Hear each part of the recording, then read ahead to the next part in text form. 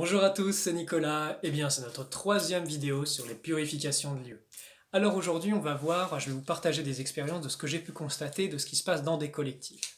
Alors, dans la région de l'Aude, où je me trouve, il y a beaucoup de collectifs qui se montent, beaucoup de personnes qui ont envie, d'une certaine façon, d'autre chose dans leur vie et qui se réunissent pour, par exemple, quitter la ville, s'installer dans un gîte ou dans des terrains, hein, sur des lieux, dans des maisons, et veulent créer un nouveau monde.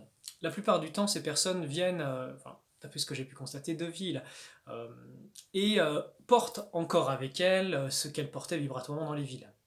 Donc qu'est-ce qui se passe? Je vais vous raconter un petit peu. Il y a un plan des forces obscures, parce qu'il faut l'appeler comme ça, pour comment dire, récupérer l'énergie de bonne volonté et aussi l'énergie vitale de ces personnes.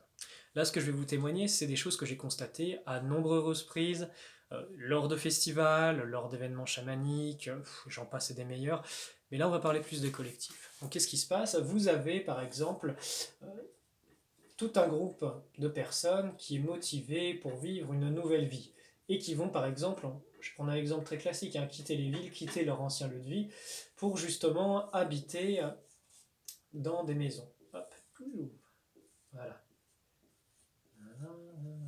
Ok. Qu'est-ce qui se passe? Dans 95% des cas, les lieux sont déjà pris sous emprise, même s'ils ont du gros potentiel. Parce que c'est un contexte terrestre, c'est comme ça un peu partout, et cela depuis très longtemps. Sauf que là, nous sommes dans une période de la Terre et de l'humanité où ces choses-là prennent fin. Qu'est-ce qui se passe? Donc, ce groupe de bonne volonté a envie justement de s'installer. Le lieu, bon, comme ils n'ont pas forcément, on va dire, on va partir de postuler qu'ils n'ont pas connaissance de ces choses-là, est sous emprise. Voilà, on va faire un petit monstre avec des cornes. Terrifiant. Qu'est-ce qui se passe? Ils vont arriver dans ce lieu et ils vont commencer à vivre leur nouvelle vie. Alors forcément, il y a le facteur humain qui intervient, il y a le niveau de degré spirituel des personnes, de conscience.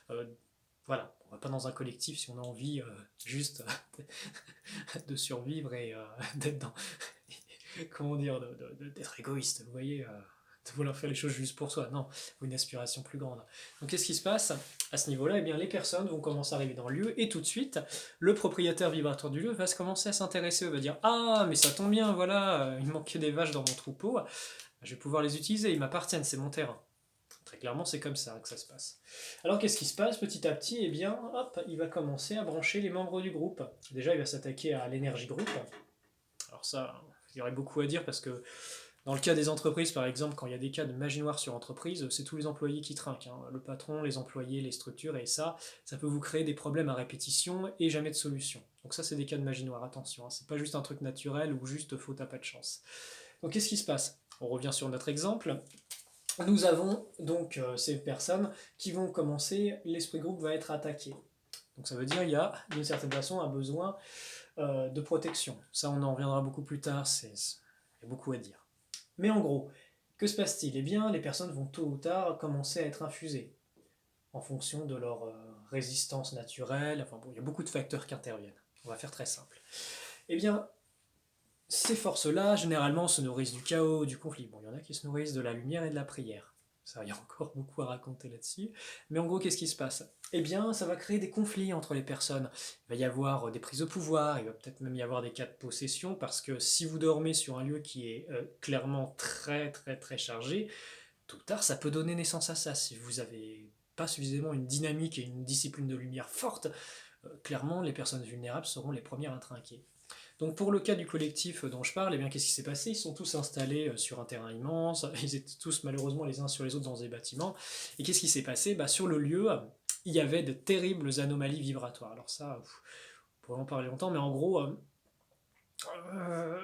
le lieu était vraiment sous emprise, il y avait de gros gros gros problèmes.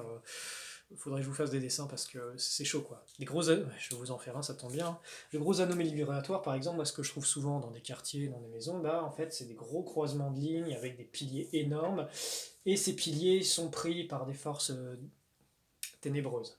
Il y a même des portes sur d'autres dimensions qui permettent des incursions dans notre monde, vibratoirement, et de manipulation des gens, des animaux et tout ça. Alors un exemple flagrant par exemple dans ce cas que je vous cite, eh bien, c'était que les animaux mouraient les gens étaient en conflit, il y avait une difficulté, vraiment une non-fluidité entre les personnes, et finalement le collectif a éclaté. Chose, s'il y avait eu un travail vibratoire préparatoire avant et pendant, chose qu'aurait été vraiment moins handicapant. Parce qu'imaginez, je vais vous expliquer, peut-être lors de la prochaine vidéo d'ailleurs, qu'est-ce qui se passe quand nous sommes dans un milieu vibratoire où ça ne va pas en fait, où on ne peut pas être soi-même. Ce sera l'objet de notre future vidéo. Je vous dis à très bientôt et à la prochaine.